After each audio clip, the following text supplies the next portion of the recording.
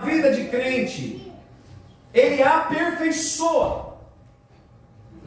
O apóstolo Tiago diz que tenha grande alegria quando vocês passarem por diversas tribulações, porque a prova da vossa fé produz a perseverança ou a paciência, e a paciência deve estar na medida completa, para que todos nós sejamos pessoas absolutamente prontas para produzir a boa obra. Então, quando vem a tribulação na vida de crente não é para destruir o crente. Se você está passando por uma tribulação, uma provação, uma tentação, não tenha medo. Você não está passando isso para ser destruído. Você está passando por isso para ser aperfeiçoado. Você está passando por isso porque Deus quer se revelar em sua vida. A provação testa o nosso caráter. Ele testa se realmente nós estamos firmes naquilo que acreditamos que é certo ou errado.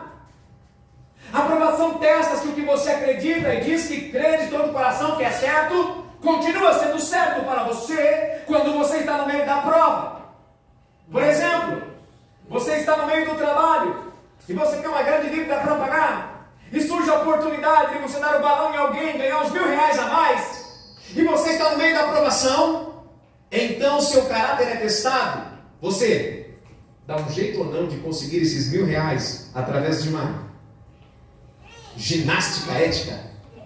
Você passa alguém para trás, fala que o motor do carro que você vai vender tá bom, tá batendo os pinos, irmão. Você mente para ganhar R$1.000 a mais. A provação vai checar se você continua ou não fazendo certo. A aprovação continua ou não, vai te testar. Mas não pense que Satanás está no domínio da situação. Satanás não tem domínio de nada, irmão. Deus tem o controle de todas as coisas. Mas a situação difícil vai testar a sua perseverança também. Será que você vai continuar firme com o Senhor mesmo no meio da provação? A provação muitas vezes te faz ficar desesperado. Quem ficou desesperado aqui em alguma provação um dia? Meu Deus do céu, como é terrível! Minha filha, graças a Deus, nós passamos, irmãos, até agradeço a igreja pelas orações dos irmãos, pela Glória, minha filha, que esse ano teve enfrentamento de tirar um tumor da cabeça. Os irmãos, muitos viram aqui, nós clamamos a Deus pela ajuda dos irmãos. Os irmãos ajudaram em oração, ajudaram financeiramente, ajudaram com apoio emocional. Tem a hora que o desespero batia na porta. Falava, meu Deus, essa prova não vai passar não. Ela fez a cirurgia, terminou a cirurgia, passou 7 dias, começou a infeccionar a cirurgia. Falei, Senhor, não vai resolver esse negócio? Passou mais alguns dias, começou a vazar líquido cerebral pela cirurgia, mano. Eu falei, meu Deus, não vai acabar? Mas o Senhor já tinha dado a palavra dizendo o seguinte: mantenha a sua posição, que assim como Sadraque, Mesaque e Abednego permaneceram firmes no meio da fornalha, o fogo não pode destruir eles, o fogo também não vai destruir você. A sua permanência na fé será testada. Mas você pode saber que se Deus disse alguma coisa para você, pode acreditar no que Ele falou, porque Ele é fiel para cumprir a sua palavra.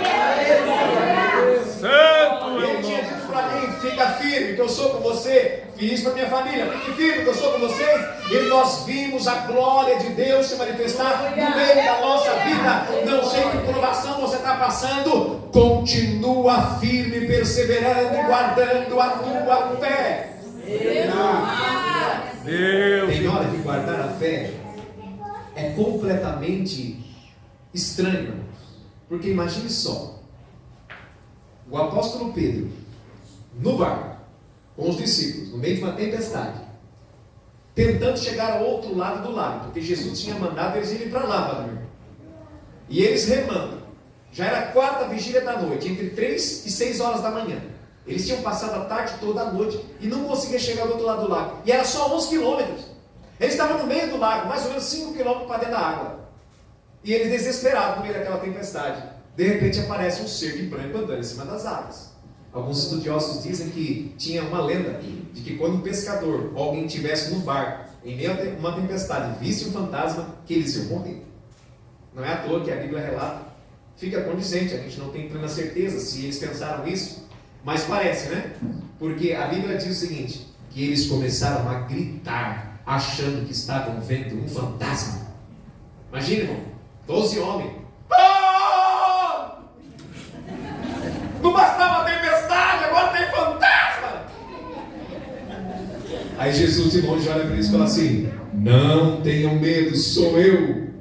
Aí eles olham para Jesus e o apóstolo Pedro, né? Sempre Pedro diz, se és tu, Senhor, e não um fantasma, me manda aí por cima das águas andar até o Senhor. Aí Jesus falou, vem. Então Pedro se levanta no meio daquela tempestade sobre uma palavra que Jesus tinha falado. Jesus disse, vem. O que significa vem? Venha, Pedro, andando por cima das águas, como você pediu, para comprovar que sou eu mesmo. E o Pedro sai do barco e pisa na água. Irmão, é contrassenso, não tem como boiar. Nós somos mais pesados que a água, nós afundamos. Mas quando Jesus fala uma coisa, aquilo tem que acontecer. Se Jesus fala para Filipe que com 5 pães e 2 peixinhos vai alimentar 5.000 pessoas, vai acontecer. Se ele fala para Pedro, vem andando por cima das águas, apesar disso ser fisicamente impossível, vai acontecer. Se ele fala para o morto, levanta, o morto vai sair do túmulo, porque a palavra de Jesus é poderosa. Tudo tem que acontecer. Quando ele manda a tempestade acalmar, a tempestade tem que acalmar. Quando ele manda a enfermidade sair, ela tem que ir embora. Você não está brincando, irmão, com alguém que ensinou uma filosofia. Você está servindo o Deus verdadeiro, Criador dos céus e da terra. E aí Pedro começa a olhar para Jesus. Quando ele começa a olhar para as coisas ao redor, a Bíblia fala, olhando ele para as ondas e para o vento, começou a afundar. Quando Pedro parou de olhar para Jesus e confiar naquela palavra, vem, ele começa a afundar. Quando você está no meio da sua aprovação e começa a esquecer da promessa que Deus te fez, às vezes estava lendo uma palavra e Deus falou assim, eis que estou contigo, se passares pelo fogo, não te queimará, se passares pelos rios, não te submergirão, você não se afogará. Aí você pega aquela palavra porque Deus falou com você. Passou uma semana, você esquece. Você está no meio da aprovação, o vizinho brigando, aquele som do inferno tocando lá do lado da tua casa. Você não tem paz. O cachorro do vizinho fazendo sujeira na sua calçada. E o boleto chegando, meu Deus do céu, estourou o cano, e agora? Você fala, o que está acontecendo na minha vida, meu Deus, está dando tudo errado. O que você faz? Você esquece que se passares pelo fogo, estarei contigo, o fogo não te queimará, quando passares pelas águas, você não submergirá, quando passares pelo rio, não te afogará. Não esqueça do que Deus já te falou. Perseverar na fé não tem nada a ver com a circunstância, irmão. Tem hora que nós vamos ler a circunstância, e a circunstância não vão dizer que vai dar certo. Vai parecer que dá tudo errado. Lembra de Jesus chegando com Jairo, indo para a casa dele, porque a filha dele estava doente? Ele chega para o Senhor e fala, Senhor, por favor, poderia vir até a minha casa, sarar a minha filha, porque ela está terrivelmente doente. Enquanto eles estavam indo até a casa de Jairo, o que aconteceu? Alguém veio avisar Jairo, não incomode mais o mestre, porque sua filha já morreu, acabou. Aí Jesus olha para ele e fala assim, só confia, calma, ela não está morta, ela só está dormindo. Irmão, totalmente contrário.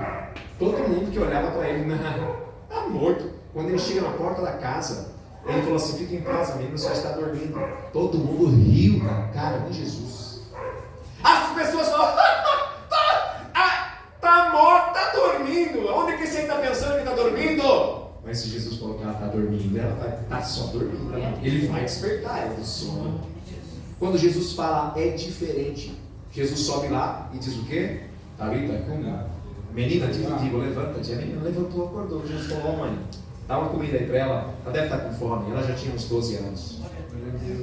Quando Jesus fala, não importa o que a sua circunstância está dizendo, não importa o que a sua aprovação está dizendo, não importa o que o seu exame de sangue está dizendo, é Ele que dá saúde, é Ele que perdoa pecados, é Ele que ressuscita o morto, é Ele que salva o bandido, é Ele que liberta o drogado, é Ele que purifica o viciado, é Ele, não é circunstância.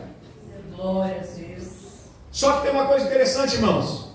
Quando você é provado, o ouro, sabe de uma coisa? Quando alguém vai pegar o ouro é caro, é precioso, e vai purificá-lo, ele coloca o ouro como? Pega uma escovinha macia para limpar o ouro? Não. Pega o ouro, coloca dentro de um cadinho, uma panelinha refratária, e toca fogo, irmão, o ouro. Por quê? Quando o ouro começa a ser atormentado pelo fogo, então a sujeira que está no meio do ouro começa a flutuar e forma uma nata chamada escória. Quando o ouro começa a derreter, a sujeira que está lá dentro, ninguém nem via aquela sujeira, mas toda a sujeira que estava lá dentro do ouro podia estar brilhando por fora, mas se tinha sujeira dentro, o fogo faz a sujeira aparecer.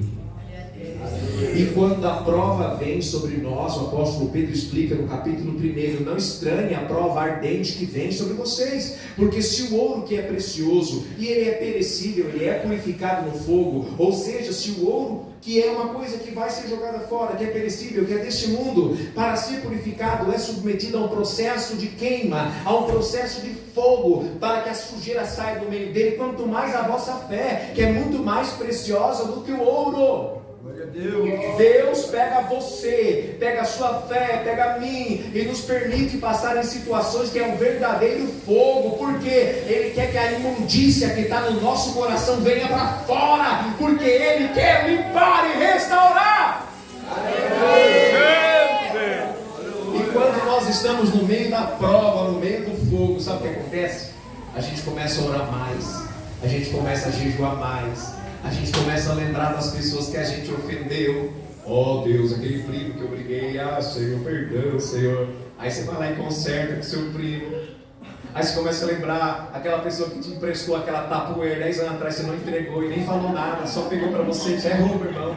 Sabe? Irmã, sei que as irmãs têm coração puro, já entrega a Tupperware com um pedaço de bolo e fala assim, irmã, receba o bolo da Tupperware também, que eu sei que normalmente não volta, né? Mas sabe aquela que você lembrou, que ainda está na tua casa, irmã, dá um presente para aquela irmã que te deu. Não deixa nada para o Satanás falar assim, haha, tem um pedacinho de alguma coisa aí. O exército de Israel foi destruído porque um rapaz chamado Acã pegou uma cunha de ouro que não era para pegar, uma capa babilônica que não era para pegar, e o Senhor não pôde se manifestar no exército de Israel quando eles foram para uma batalha. Por quê? Porque o rapaz tinha pegado um negócio que não era dele. Quando a prova vem, a gente lembra, irmão, o que eu fiz de errado, aquilo que eu assisti não deveria assistir, aquilo que eu falei não deveria falar, aquela coisa que eu fiz no trânsito que eu não deveria fazer, Senhor. Aquele ponto na carteira que eu tive que passar para todo mundo porque minha carteira ia estourar, Senhor, irmão. Ele falou que sofra as consequências, aprenda a sofrer as consequências do seu erro. Espírito Santo de Deus. Nós precisamos entender que a regra de Mateus 5,48 é essa. Jesus disse: seja, pois, perfeitos, como perfeito é o vosso Pai que está no céu. Glória a Deus. É tempo de restauração. Santo E Deus. as provações que Deus permite, irmão, é uma bênção, porque elas trazem a oportunidade de sermos aperfeiçoados, de sermos restaurados, de sermos conduzidos por Deus. Sabe? Então, quando você estiver numa provação, se tiver alguém aqui na provação, já coloca um sorriso no seu rosto aqui, entenda. A provação não vem para te destruir, crente, ela veio para te transformar. A provação é um instrumento de Deus para nos chacoalhar e fazer a sujeira subir e fazer o Senhor nos limpar, porque a glória dele vai se manifestar na tua vida à medida que ele vai restaurando você. Santo é o Senhor. Mas o sofrimento na vida daquele que não serve a Jesus é destruidor. Tem crente, irmãos, que vive no sofrimento e vai viver até morrer. Deus não vai livrar. E não acha estranho não, irmão. Os nossos irmãos que estão na Coreia do Norte, eles não podem falar de Jesus. Nascem lá, quando creem em Jesus Cristo, continuam escondidos, servindo a Deus escondidos. Se alguém pegar, vai para a cadeia, vai morto. Estão na tribulação o tempo todo, o marido às vezes separado da esposa, separado dos filhos. E vão ficar assim, provavelmente, até o dia que eles partirem para a glória, vão viver só na tribulação a vida toda. E vão morrer. Mas o que o apóstolo Paulo fala? Que tudo isso é uma leve e momentânea tribulação que nem dá para ser comparada com o peso da glória que em nós há de ser revelado. Aleluia. E ele tinha categoria para dizer, irmão, sofreu 3 naufrágios, passou uma noite boiando sobre o abismo, foi apedrejado algumas vezes, sofreu 4 quarentenas de açoites, menos uma, tomou chicotadas, preso na praça, preso na cadeia inferior, com pés travados no tronco. Meu Deus do céu, fome muitas vezes, jejum muitas vezes, tanta coisa que Paulo passou. E ele olha e fala assim: tudo isso que eu passei são leves e momentâneas tribulações quando eu comparo com a glória que será revelada em nós quando Cristo voltar. E assim que nós reclamamos das nossas provaçõezinhas, chegou o boleto aqui e fala: oh meu Deus, o boleto, louve a Deus, irmão, você tem boleto para pagar? Como eu gosto de boleto, né? Da outra vez falei em boleto dessa igreja aqui. Tem até alguma coisa que diz, né, irmão? Nós devemos lutar como boleto, porque o boleto sempre vence. Depois dessa eu preciso de água aqui, pastor.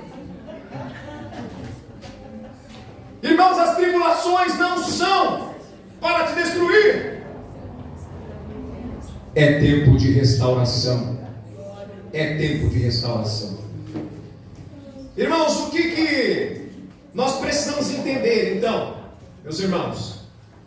Quem aqui já passou alguma aprovação na vida aqui, irmão? Financeira, espiritual, relacionamento, todo mundo. Olha, tem algumas pessoas que nunca passou. Glória a Deus na sua vida, aleluia.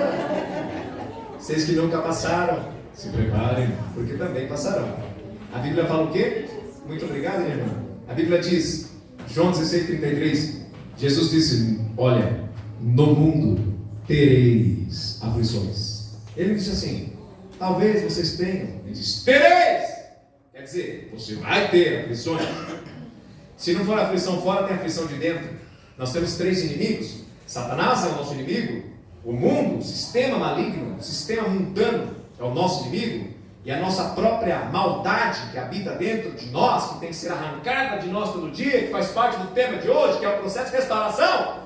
Nós mesmos também somos o nosso inimigo. E o tempo todo essas coisas ficam nos perturbando. De Satanás você manda ele sair, ele vai embora. Do mundo você fica no meio da igreja, o povo de Deus já fica um pouco longe daquelas coisas. Mas de você mesmo, você vai dormir, você está aí, né? Você acorda com você mesmo. Você levanta e fala: opa, estou aqui ainda comigo. E os pensamentos malignos do teu coração continuam e você precisa limpar. E a cobiça nos seus olhos continua e você precisa limpar. E a ansiedade no seu coração continua e você precisa entregar. E o seu desespero com o futuro continua e você precisa confiar. Deus quer te restaurar. Irmão, o evangelho, se ele não vier na prática, é arrancar os nossos caroços. Arrancar caroços não só do corpo físico, arrancar caroços da nossa existência. Nós não somos rodas redondas, somos rodas quadradas. Deus quer nos arredondar para que a gente possa seguir o caminho sem ficar dando tranco. Deus quer nos livrar, nos limpar, e nós precisamos entender que há um processo. E qual que é o processo, irmão? A Bíblia fala o seguinte: olha, humilhai-vos, pois, debaixo da potente mão de Deus, para que Ele, no tempo certo, exalte vocês. Humilhai-vos, pois, diante de Deus, resista o diabo, e ele fugirá de vocês. Deus resiste aos soberbos, mas Ele dá graça aos humildes. Imagine e lembre-se que Satanás, o vosso adversário, ele está andando ao derredor, bramando como leão, buscando a quem ele possa tragar. E irmão, saiba que isso acontece não só aqui, mas com todos os irmãos que estão espalhados pelo mundo. Ele continua dizendo: por isso, seja sóbrio. Sóbrio quer dizer, mantenha sua mente vigilante. Seja sóbrio e vigiai. E aí entra no versículo 10 que nós falamos, que o mesmo Senhor, esse Deus, do versículo 10, e vai dizer o quê? O Deus de toda graça, que nós lemos aqui, é o tema. Então, para que se cumpra o processo de restauração, nós precisamos entender, Deus detesta orgulhosos. E como é que nosso orgulho se manifesta, irmão? Quando eu tento resolver tudo, é uma das formas. Não, deixa comigo que eu resolvo. Eu resolvo. E aí você não consegue dormir porque está com tanta coisa na cabeça, sendo que o Senhor te convida para a restauração de um caminho de paz. A Bíblia fala que Ele, nosso pastor, nos guia mansamente às águas tranquilas.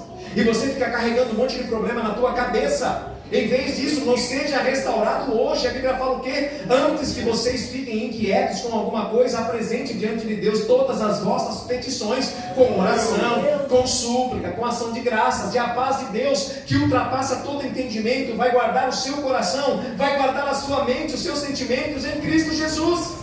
Deus não quer que você viva preocupado, irmão. Se crente está vivendo numa preocupação terrível, saiba, Deus quer te restaurar e tirar desse lugar de preocupação.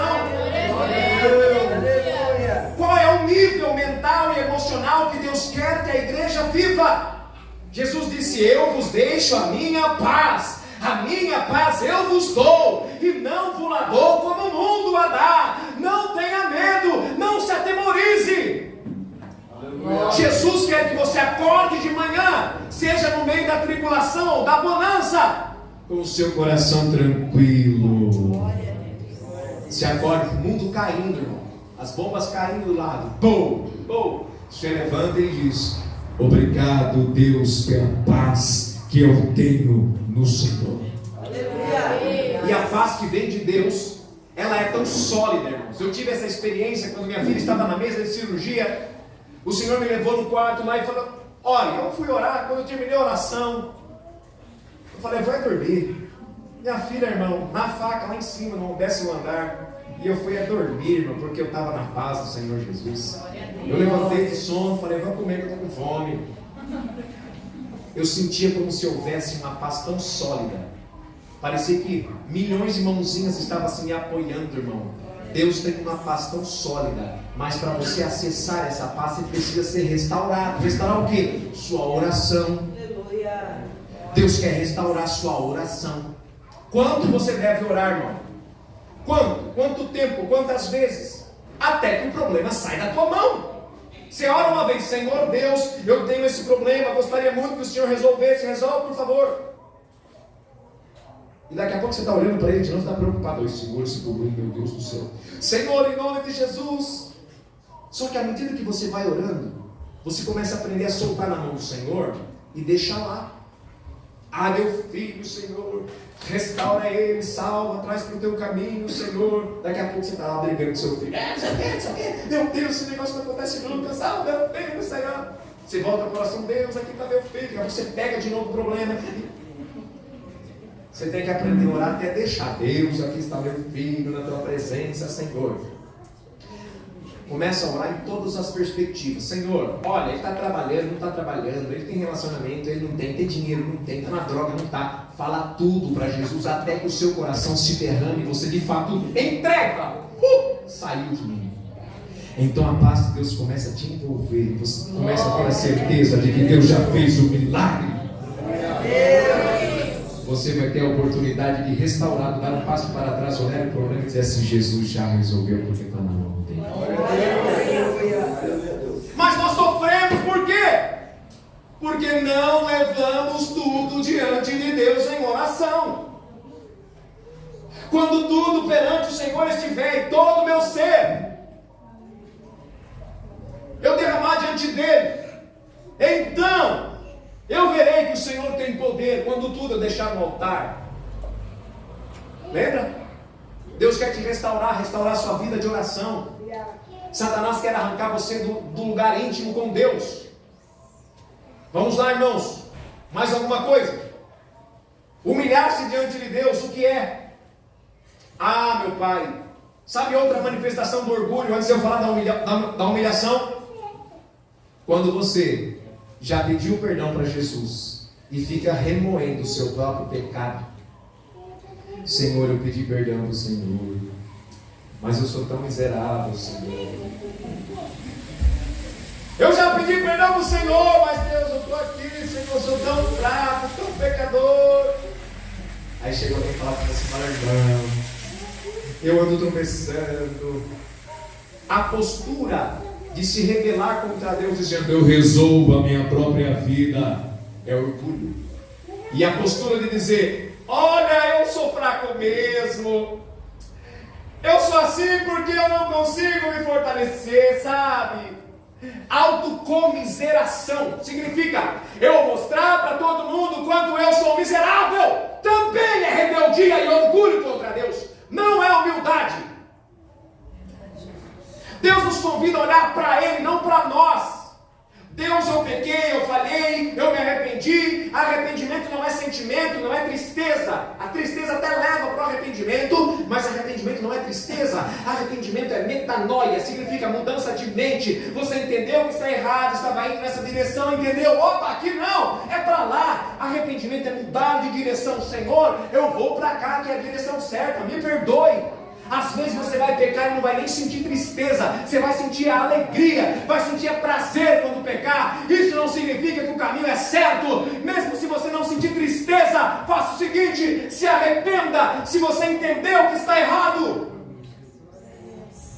Aleluia, Jesus. Grande Deus. Entendeu? Ah, eu pequei, mas eu fiz errado. Mas olha, estava tão bom o pecado, sabe?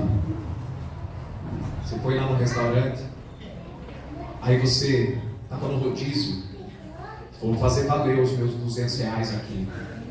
E aí você começou a comer, até você ficou feliz demais. Caiu na cadeira e disse assim, meu Deus, eu não consigo nem andar, vou precisar de teletransporte para minha casa.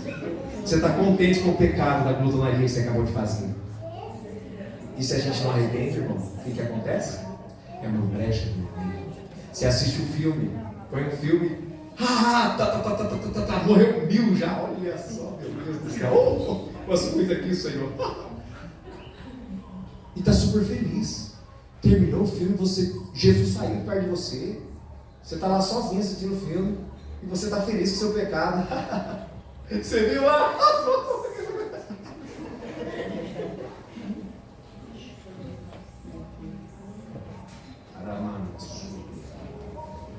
Deus santo. Aleluia, Deus.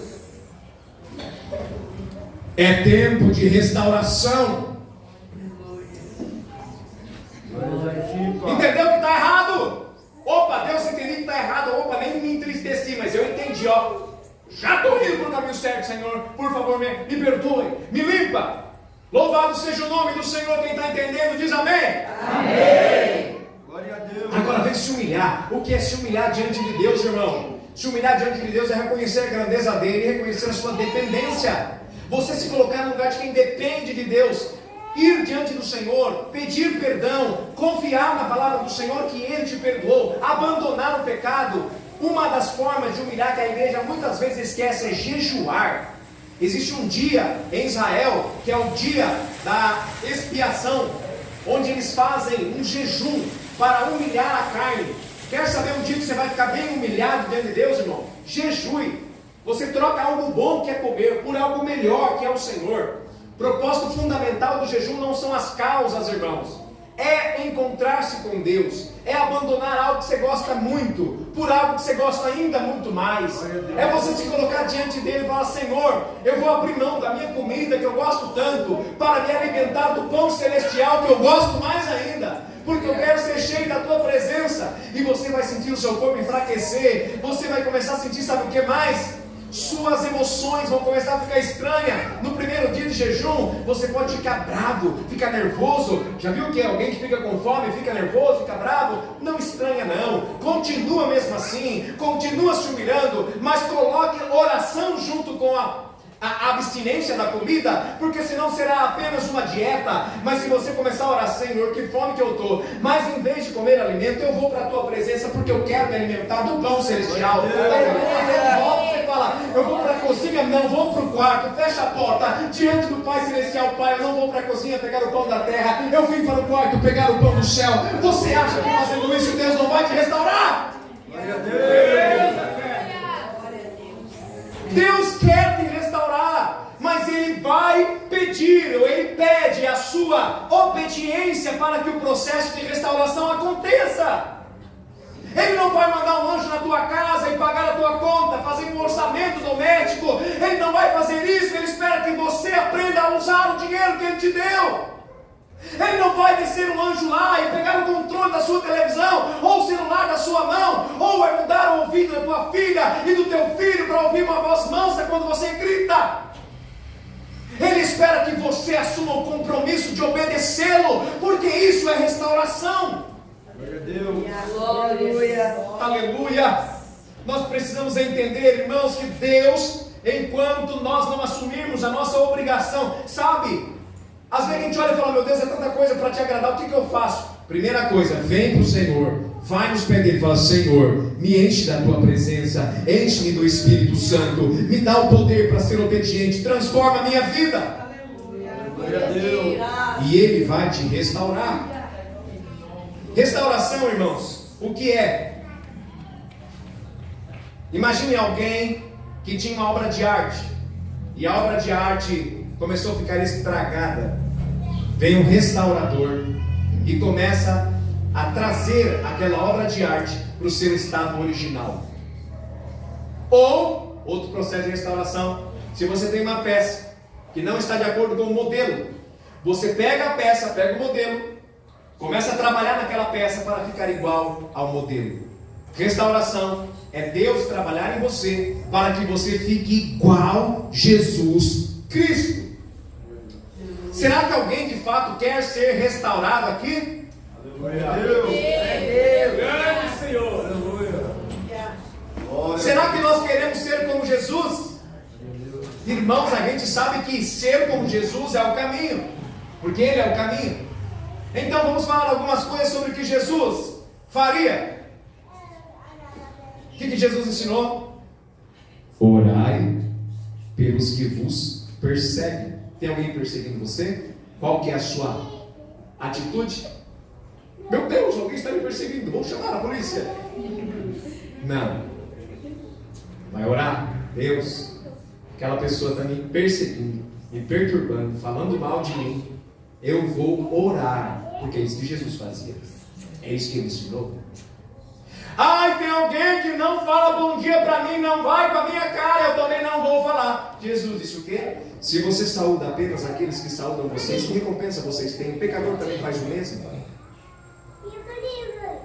Saúde quem não é amigável com você também. Fala bom dia para o vizinho chato, irmão. Fala, bom dia, José, tudo bem? Ele vai dizer assim para você. Você continua no outro dia e fala, bom dia. Ele vai fazer, você fala, bom dia. Ele, e no outro dia ele precisa de uma terra para colocar na planta. Você fala, eu tenho terra lá em casa, quer levar? Vai chegar no outro dia e ele vai dizer assim, bom dia, bom dia. Deus começa a quebrar o coração dele, porque a Bíblia fala, se o teu amigo, se o teu inimigo tiver fome, dá de comer, se tiver sede, dá de beber. Fazendo isso, você vai amontoar brasas em cima da cabeça dele. Já pensou você começar a colocar brasa em cima daquele que se coloca como ser seu inimigo? Jesus fazia isso? O que Jesus falou? Se te ferirem de um lado da face, oferece também a outra. Não é provocando, não. Pá, bate aqui agora. Não é isso. Jesus quer dizer, não revide. A Bíblia fala, não vos vingueis a vós mesmos, mas deixe na mão do Senhor, que a Ele pertence todo juízo. Ele é o vingador. Será que nós queremos ser como Jesus? Eu vou na igreja de vez em quando. Jesus viveu o dia todo, a noite toda, a vida toda, obedecendo o Pai, seguindo o caminho do Pai, e você não se firma na igreja, não quer ser como Jesus, não quer ser restaurado, não, pelo amor de Deus, toma essa decisão logo. Eu vou mais ou menos aqui, mais ou menos lá, você não quer ser restaurado, não. E qual que é o objetivo final da restauração? Você acha que Deus quer te dar uma vida boa? Esse é o objetivo final da restauração? Não é, pelo amor de Deus. A Bíblia fala aqui que no final, a vossa fé, que é mais preciosa do que o fogo, quando ela é provada, ela produzirá o quê? A salvação das vossas almas. As dificuldades, provações que você passa, as exigências que Deus coloca, não são para te fazer sofrer. são para te aperfeiçoar, para que você tenha amplamente garantida a entrada lá no reino celestial. A entrada lá é pela graça, irmão, porque Jesus morreu por nós, mas Ele te convida a assumir o compromisso de ser obediente a Ele. Ele te convida a entrar no processo de restauração. Ele não vai descer aqui e colocar um raio na tua cabeça, mas Ele vai te dizer: abra o teu coração, se deres ouvido hoje a minha palavra, se ouvires a minha voz, não endureça o seu coração, como aconteceu com aqueles que estavam no deserto, porque eles endureceram o coração por causa da incredulidade, todos foram destruídos e nenhum deles entraram no meu descanso. Povo de Deus, você viu o Senhor, viram os milagres de Deus, viu Deus descendo em cima do monte Sinai, viu Deus mandar pão todo dia no meio do deserto, viu Deus fazer a água sair da rocha, mas eles não entraram porque o coração deles ficou endurecido. Será que nessa noite nós temos os corações tranquilos para Deus trazer a restauração? Aleluia! Olha só, 4 coisas que Deus vai fazer então. Ele vai te restaurar. De que jeito? Primeira coisa, Ele vai te firmar. Firmar significa tornar você enraizado, tornar você firme. Se você permanece mesmo na tribulação, na provação, e continua, esse mesmo Deus de toda a graça que te chamou para a sua eterna glória, Ele vai firmar você, e você não será movido por qualquer vento, não. Vento de provação, vento de qualquer tipo de maldade, vento de doutrina. Você não será movido, porque você estará firmado.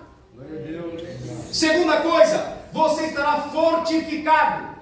O Deus de toda a graça vai te fazer ficar fortalecido, vigoroso, valente, para continuar a caminhada até chegar no reino celestial. Quem quer ser firmado para não ficar balançando, e quem quer ser fortalecido para não ficar se arrastando? Tem alguém aí? Eu quero!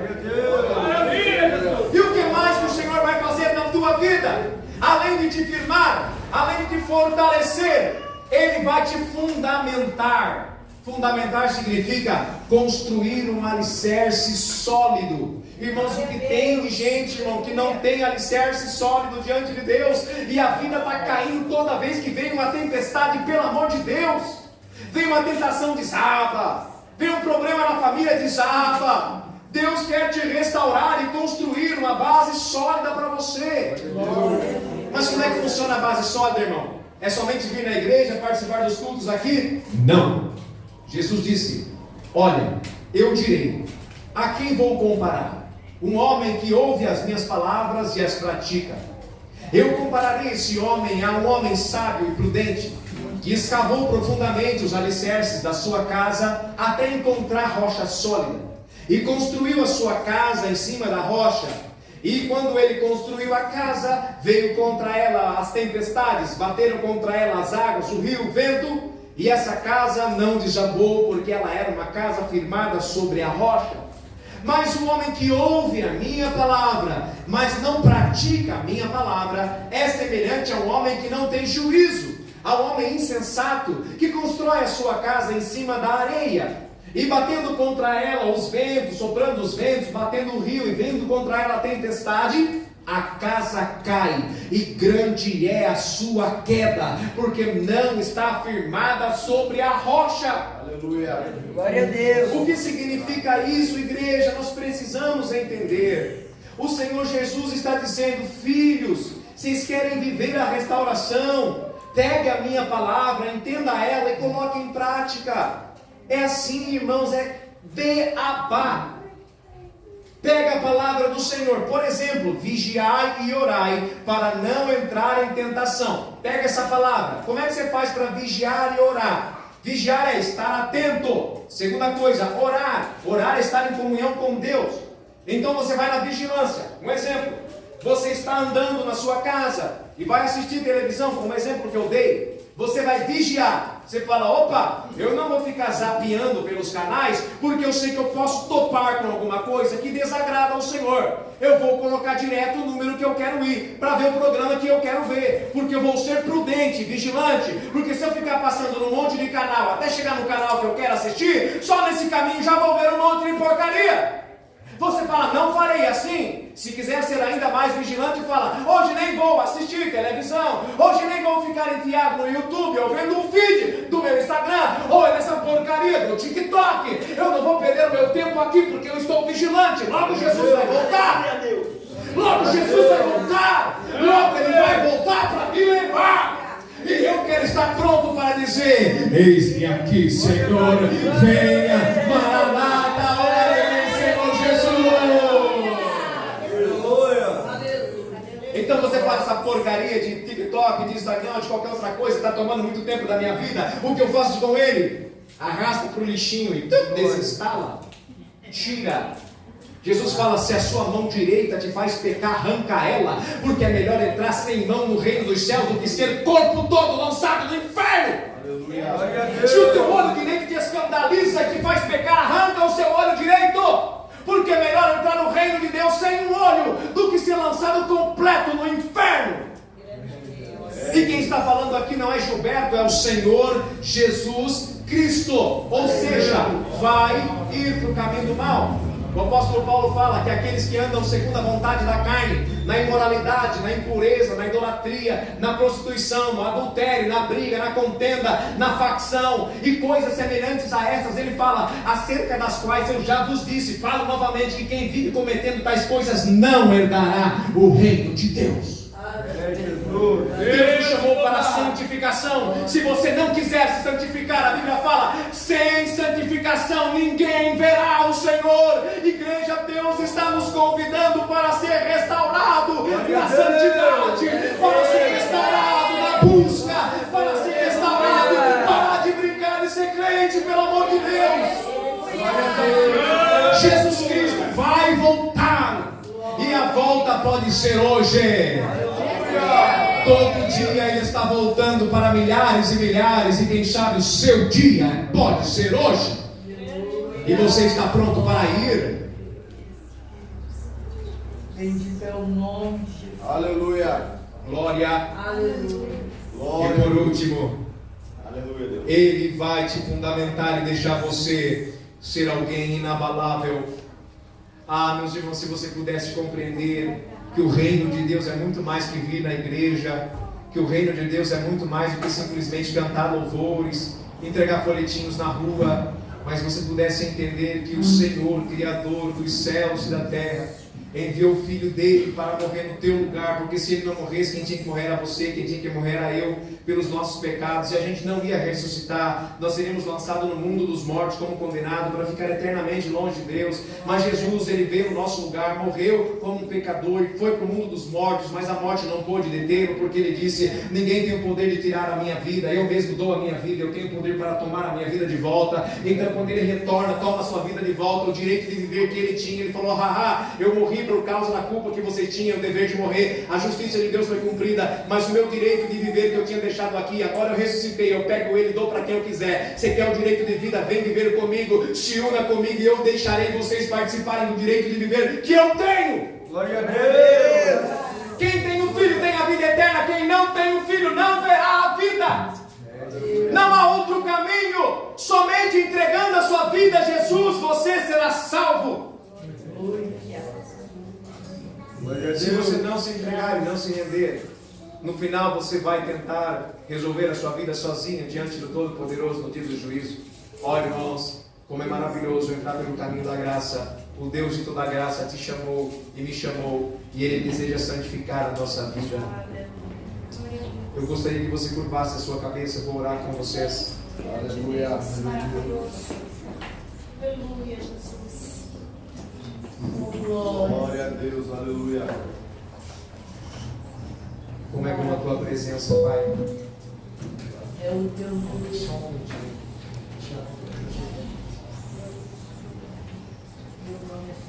A palavra do Senhor tem poder, e o poder da palavra de Deus está agindo nesta noite.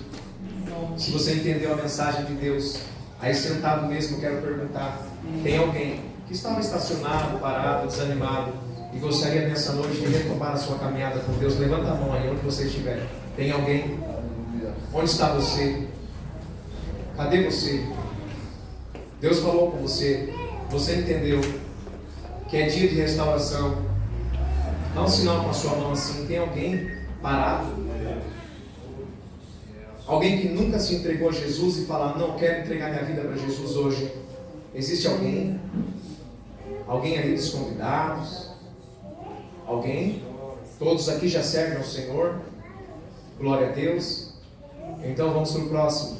Você que precisa ser restaurado, você que precisa ser liberto de algum vício interior, aí no seu lugar, curve sua cabeça e ore ao Senhor. O poder de Deus está agindo aqui pela palavra para te libertar, para te capacitar. Você que tem andado ansioso, ansiosa, com medo, não tem dormido direito, Jesus está aqui para te libertar.